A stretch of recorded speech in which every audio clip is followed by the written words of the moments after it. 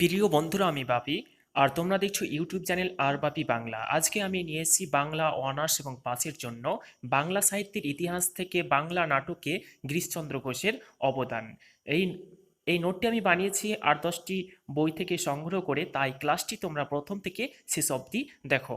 নাট্যকার গিরিশচন্দ্র ঘোষের অবদান, এই উত্তরটি আমি পয়েন্ট পয়েন্ট করে লিখেছি। তার আগে তোমাদের বলে রাখি, বাংলা সাহিত্যের ইতিহাসকে 3টি যুগে ভাগ করা যায়। 1 প্রাচীন যুগ, 2 মধ্যযুগ এবং 3 আধুনিক যুগ। আজকে আমরা জানবো আধুনিক যুগের ঐতিহাস নাট্যকার গিরিশচন্দ্র ঘোষের অবদান। বাংলা নাটকে গিরিশচন্দ্র ঘোষের কৃতিত্ব আলোচনা করো। হেডলাইন করেছি নাট্যকার গিরিশচন্দ্র ঘোষ, ব্র্যাকেটে 1844 থেকে 1912 এটা জন্ম মৃত্যু সাল।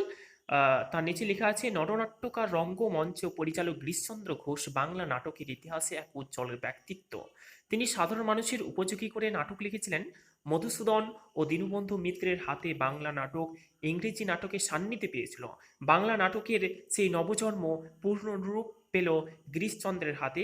একালের নাট্য সমালোচক উৎপল দত্ত বাংলা নাটকে গিরিশচন্দ্রের অবদান সম্পর্কে বলতে গিয়ে গ্রিস মানুষ গ্রন্থে বলেছেন ড্যাশ, কোটেশনের মধ্যে লেখা আছে, গ্রিস ভারতের শ্রেষ্ঠ নাট্যকার তো বটেই, তাঁর কোনো কোনো রচনা বিশ্ব নাট্য সাহিত্যে স্থান পাওয়ার যোগ্য। পয়েন্ট করেছি নাট্যগ্রন্থসমূহ। তার নিচে লেখা আছে, গিরিশচন্দ্র ভিন্ন ভিন্ন প্রকারের প্রায় 80টিরও বেশি নাটক লিখেছেন। তার নাটকগুলিকে 6টি শ্রেণীতে বিভক্ত করা যায়। ড্যাশ, 1 নম্বর গীতিনাট্য, আগমনী 1877, এটা প্রকাশ সাল। অকাল বোধন 1877, দেবলীলা 1878, মোহিনী প্রতিমা 1882, আবু হোসেন 1893 ইত্যাদি। এখান থেকে শর্ট কোশ্চেন আসতে পারে যে অকাল বোধন নাটকটি কার লেখা এবং কত সালে প্রকাশিত হয়। তখন উত্তর হবে, অকাল বোধন নাটকটি গিরিশচন্দ্র ঘোষের লেখা এবং এই নাটকটি 1877 সালে প্রকাশিত হয়। ঠিক সেরকমভাবে দেবলীলা, মোহিনী প্রতিমা, আবু হোসেন নাটকগুলি কার লেখা এবং কি জাতীয় রচনা। তখন উত্তর হবে কি জাতীয় বললে তখন উত্তর হবে গীতিনাট্য জাতীয় রচনা। আবু হোসেন, মোহিনী প্রতিমা, দেবলীলা এই নাটকগুলি গীতিনাট্য জাতীয় রচনা। 2 নম্বর আছে পৌরাণিক নাটক, রাবণ বধ 1881, অভিমন্যু বধ 1881, লক্ষণ বর্জন 1881, রামের বনবাস 1882, সীতার বনবাস 1882, সীতার বিবাহ 1882 সালে প্রকাশিত হয়, সীতাহরণ 1882 সালে প্রকাশিত হয়, পাণ্ডবের অজ্ঞাতবাস 1882 সালে প্রকাশিত হয়, নিমাই সন্ন্যাস 1882 সালে, নল দময়ন্তী 1883 সালে প্রকাশিত হয়, চৈতন্য লীলা 1884 সালে, কমলে কামিনী 1884, বুদ্ধদেব চরিত 1887, বিল্বমঙ্গল 1888, জনা 1893, পাণ্ডব গৈরব 1900 ইত্যাদি। পাণ্ডব গৈরব রচনাটি কার লেখা? পাণ্ডব গৈরব রচনাটি একটি নাট্যজাতীয় রচনা এবং এটি রচনা করেন গিরিশচন্দ্র ঘোষ। এরপর আমরা জেনে নেব ঐতিহাসিক নাটক। আনন্দরহ 1881 সালে প্রকাশিত হয়, চণ্ড 1890, কালাপাহাড় 1891 সালে প্রকাশিত হয়, ভ্রান্তি 1902, সটনাম 1904, সিরাজদৌল্লা 1906, মীর কাসিম 1906, ছত্রপতি শিবাজি 1907, অশোক 1911। এর মধ্যে ছত্রপতি শিবাজি, অশোক, মীর কাসিম এবং সিরাজদৌল্লা এই 3টি ঐতিহাসিক নাটক খুব বিখ্যাত এবং কত সালে প্রকাশিত হয় তা অবশ্যই মনে রাখতে হবে। এবং কার লেখা, কার রচনা। 1906 সালে প্রকাশিত হয় সিরাজদৌল্লা নাটক, ছত্রপতি শিবাজি 1907 সালে প্রকাশিত হয়, মীর কাসিম 1906 সালে প্রকাশিত হয় এবং এটি গিরিশচন্দ্র ঘোষের লেখা, অশোক 1911 সালে প্রকাশিত হয় এবং এটি নাট্যকার গিরিশচন্দ্র ঘোষের রচনা। 4 নম্বর সামাজিক নাটক, প্রফুল্ল 1889। প্রফুল্ল নাটকটি কার লেখা? প্রফুল্ল নাটকটি গিরিশচন্দ্র ঘোষের লেখা এবং এটি সামাজিক নাটক। এইভাবে কোশ্চেন আসতে পারে যে গিরিশচন্দ্র ঘোষের একটি সামাজিক নাটক এবং প্রকাশ সাল লেখো, সামাজিক নাটকের নাম এবং প্রকাশ সাল লেখো। তখন উত্তর কি হবে না, সামাজিক নাটক হলো প্রফুল্ল এবং 1889 সালে প্রকাশিত হয়। নেক্সট, হারানেদি 1890, মায়াবসান 1897, বলিদান 1935। তার মধ্যে প্রফুল্ল এবং বলিদান এই দুটি বিখ্যাত গিরিশচন্দ্র ঘোষের সামাজিক নাটক। তোমাদের অবশ্যই নাটকগুলির নাম এবং প্রকাশ সাল অবশ্যই মনে রাখতে হবে। নেক্সট, 5 নম্বর গল্প, উপন্যাস ও কাব্যের নাট্যরূপ।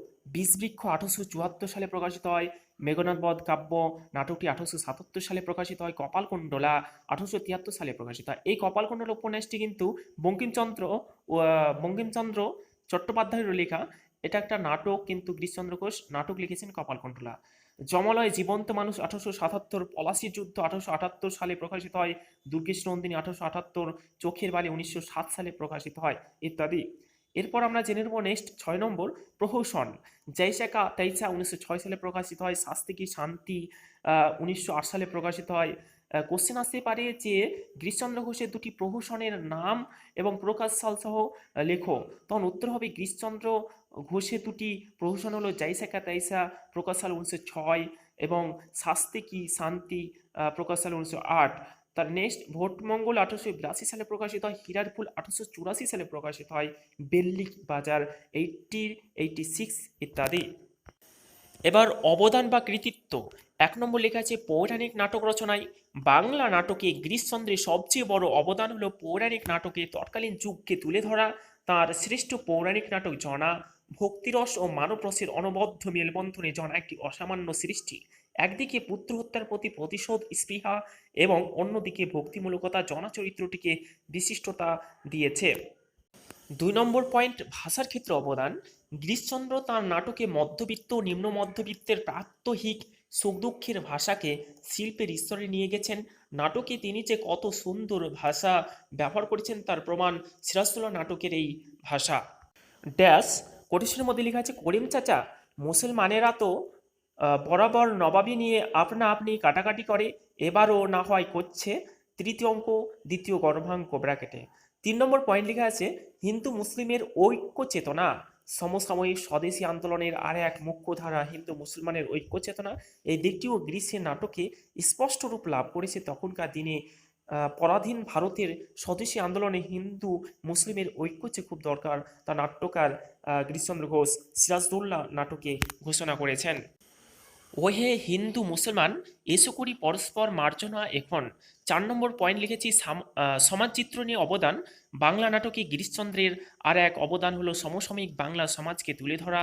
তিনি তার বলিদান প্রফুল্ল নাটক দুটিতে তখনকার বাংলা সমাজকে বাস্তবসম্মতভাবে তুলে ধরেছেন।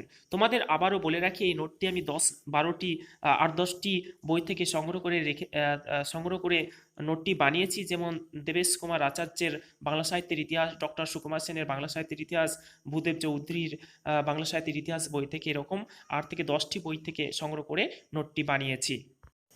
ব্যাংক ফেল পড়ার জন্য যোগেশের সাজানো বাগান কিভাবে শুকিয়ে গেল দাড়িচিহ্ন তার বাস্তবসম্মত চিত্রণ আছে প্রফুল্ল নাটকে।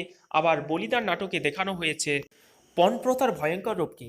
এই নাটকের শেষে ঘনশ্যাম বলেছে আমাদের সমাজে কন্যার পিতার এই পরিণাম, ঘরে ঘরে এই শোচনীয় অবস্থা বিষয়সূচক চিহ্ন, কোথাও পুত্রবধূর আত্মহত্যা, কোথাও কন্যা পরিত্যক্তা বিষয়সূচক চিহ্ন। কোটেশনের মধ্যে এটি থাকবে কিন্তু। 5 নম্বর পয়েন্ট লিখেছি গৌরীশচন্দ্রের প্রবর্তন। গিরিশচন্দ্র তাঁর নাট্য সংলাপে গৌরীশচন্দ্রের প্রবর্তন করেছেন।